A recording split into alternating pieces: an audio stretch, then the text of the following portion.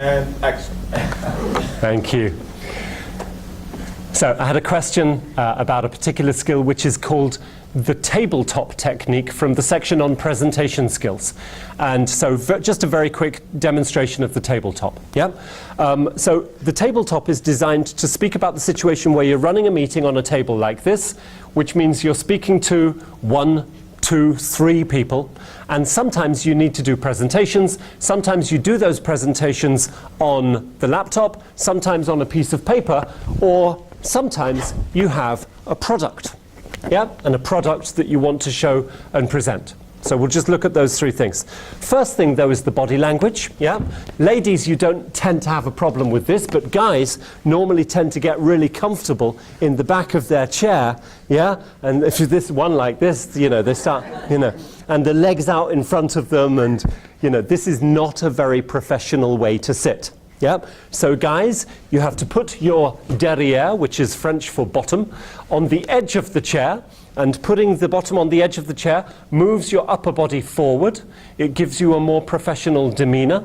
And hands on the table, not below the table, because this looks really silly.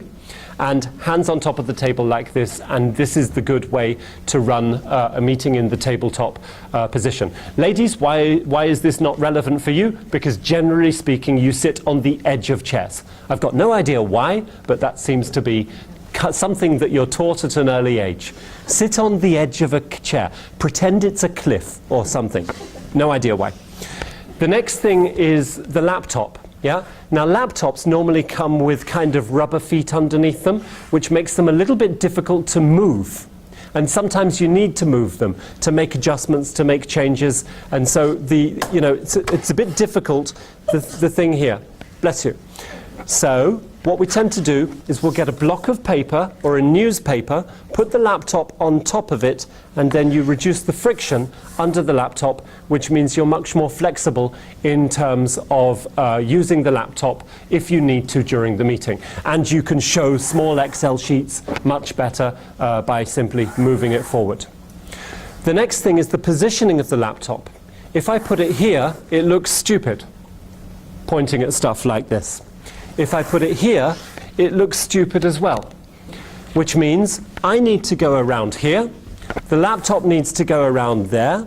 I can present to 1, 2, 3 people comfortably, and I can use my touch, turn, talk technique. I can point and then turn and watch and maintain the eye contact. If it's a tablet, then I can move forward from place to place. If it's a normal keyboard, then I can tap the buttons very effectively.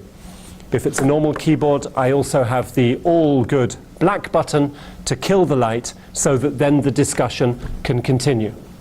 Okay?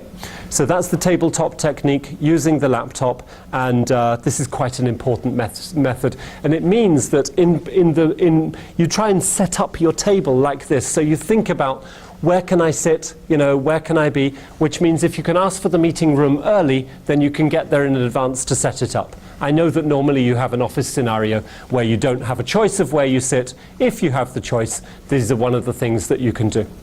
Okay?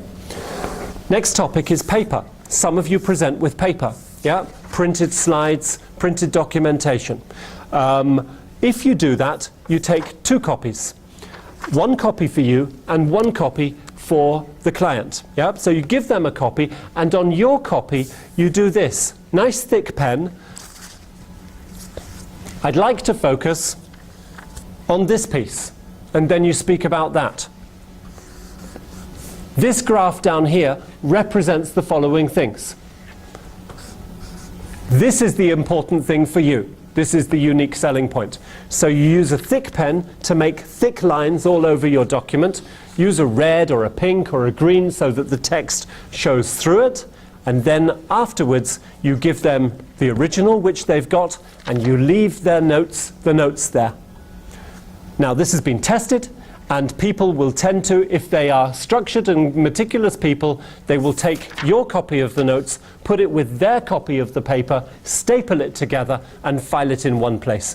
And then the next time when they need to look at it, they look at yours, because it focuses them on the attention that they wanted to use. Okay? So that's the principle of doing, documentation.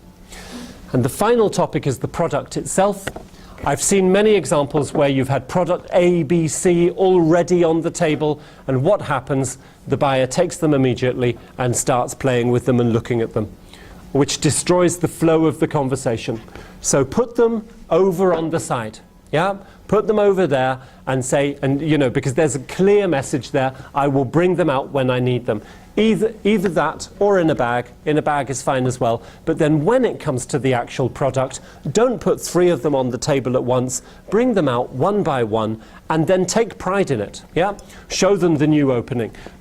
Smell it for them. Invite them to smell. You know, really take pride in a lot of R&D work and budget and resource that has gone into that, and treat each and every product as a special, distinct unit and as a one-off thing. Thank you.